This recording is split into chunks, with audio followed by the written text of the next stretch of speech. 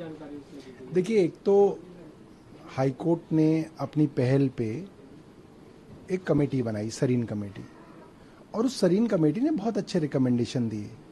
यानी कि अस्पतालों के अंदर दवाइयाँ 2 महीने का स्टॉक उपलब्ध हो, सीपीए के अंदर 6 महीने का स्टॉक उपलब्ध हो, दवाइयाँ अस्पतालों में, मोहल्ला क्लिनिकों में उपलब्ध हों, डॉक्टरों की भर्ती अगर आप यूपीएससी से नहीं कर पा रहे तो कॉन्ट्रैक्ट पे भर्ती कर लें, और इन सिफारिशों को पूरा करने के आदेश हाईकोर्ट ने दिए।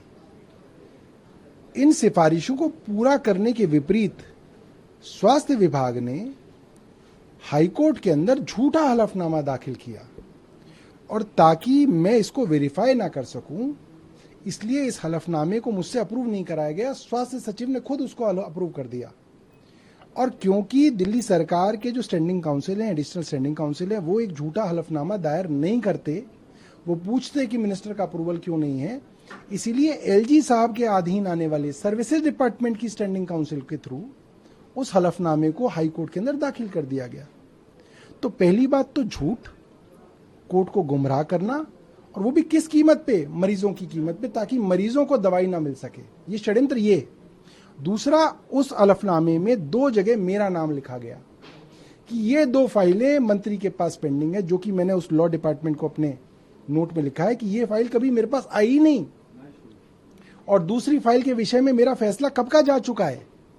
तो षड्यंत्र किया जा रहा है एलजी द्वारा, जो उनके डिपार्टमेंट हैं, उनकी वकील और जो स्वास्थ्य सचिव हैं, इनके द्वारा, कि दिल्ली को बीमार रखा जाए और मेरे खिलाफ जो है झूठी चीजें जो है कोर्ट के अंदर डाली जाए। एलजी साहब कोरा झूठ बोल रहे हैं। मैं उन्हें चुनौती देता हूं, आए और मेरे साथ किसी भी मंच पे, सार्वजनिक मंच पे आए और आप आमने सामने बात करें।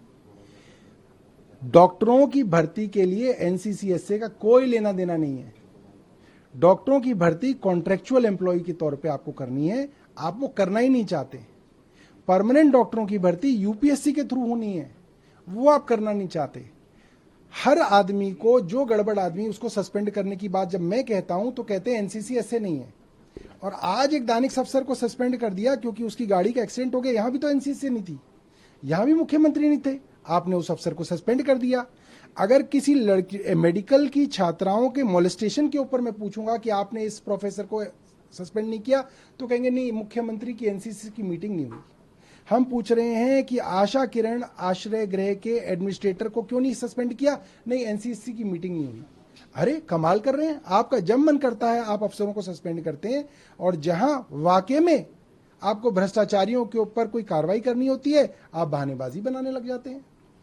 इसी मामले में, इन्हीं साक्ष्यों पर देश की सबसे बड़ी अदालत सुप्रीम कोर्ट ने अरविंद केजरीवाल जी को ईडी के मामले में बेल दे दी, मगर इन्होंने छल कपट से सीबीआई में भी इसी मामले में उन्हें अरेस्ट कर लिया। जाहिर सी बात है, सुप्रीम कोर्ट जाने में समय लगता है। अब जब हम सुप्रीम कोर्ट जाएंगे, हमें पूरी उम्मीद है वहां से हमें न्याय मिलेगा।